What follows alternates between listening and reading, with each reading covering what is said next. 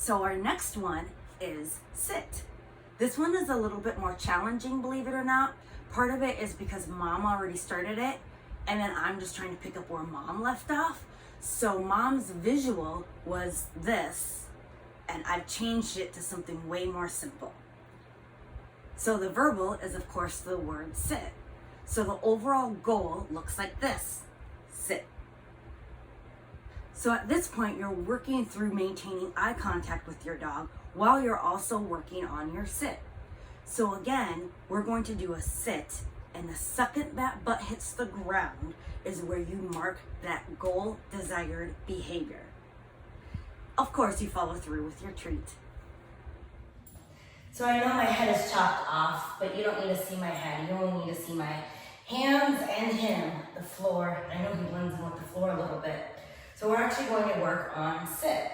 Mom has already taught him that a little bit, but not very precise or consistent. And again, this is day one, so we just want to acquire it, just completely make them acquainted with him. Miller.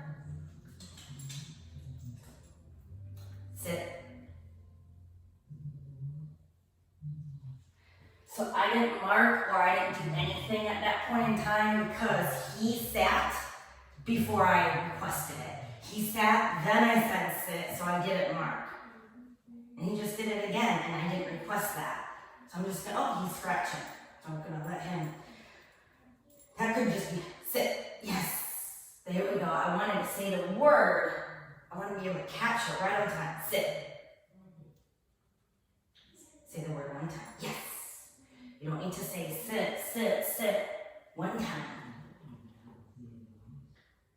Sit, yes.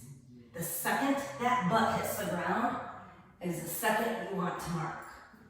Sit, yes. I'm tossing it aside a little bit to get him out of the sit position.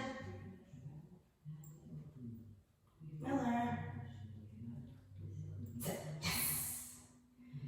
He's kind of going into it as a default, which I don't want. Sit, yes. I don't want to do this for very long. I don't want him to get bored or frustrated. As soon as he looks at me, I'm going to ask for one more.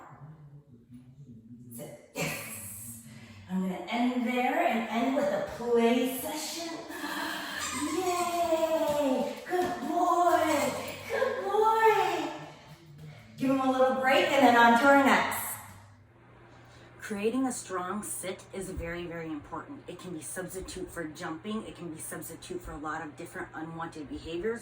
So getting a solid sit is the single most important thing you can do. By doing that, I encourage you to do 10 to 12 reps in the same environment, in the same room, about 3 different times before moving on to the next step. Make it very, very, very solid. You happen to see Miller and I working on sit one day, one time. So I do encourage you to do it multiple days, multiple times.